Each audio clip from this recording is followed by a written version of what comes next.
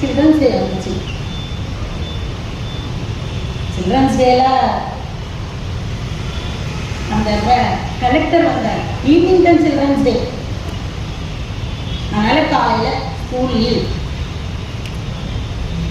அதனால ஆயிஷா 11 மணிக்கெல்லாம் வருவான்னு நான் நினச்சிக்கிட்டே உட்கார்ந்துட்டு இருந்தேன்.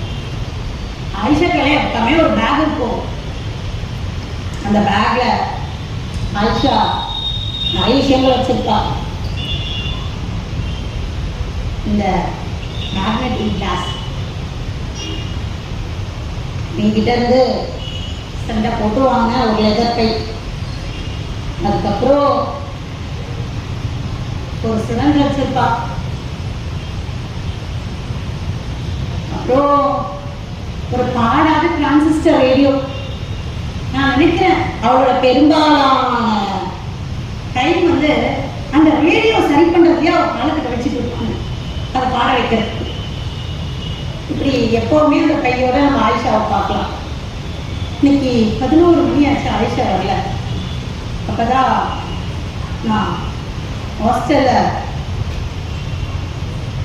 என்ன பண்ணிட்டு இருந்தேன்னா துணி துவைச்சிட்டு இருந்தேன். ஈவினிங் தானே கலெக்டர் ப்ரோக்ராம், நம்ம போயிடலாம் அப்படின்னு சொல்லிட்டு துணி துவைச்சிட்டு இருந்தேன். அப்போ வந்து ஆயிஷா வந்து ஆயிஷாவை பற்றி நான் யோசிக்கல, நான் துணி துவைச்சிட்டு இருந்தேன். வீட்டுக்கு இன்னும் வரலையே அப்படிங்கிற மாதிரி. அப்போதான் ஆயிஷா கூப்பிடுறதா சொல்லி ஒரு பொண்ணு மிஸ் அப்படின்னா, என்னம்மா ஏன் இப்படி ஓடி வர அப்படின்னு கேட்டேன். மிஸ் ஆயிஷா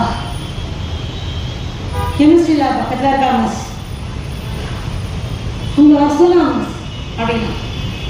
எனக்கு ஒரு பக்கம் கோவம் வந்துச்சு. அவள் அங்கே இருந்துக்கிட்டு என்ன வர சொன்னாளா? ஏன் அவ வரமாட்டாளா? ஒரே ஒரு முறை தான் அந்த கேள்வியை நான் கேட்டேன். என்னமோ பொறி தட்டுச்சேன்.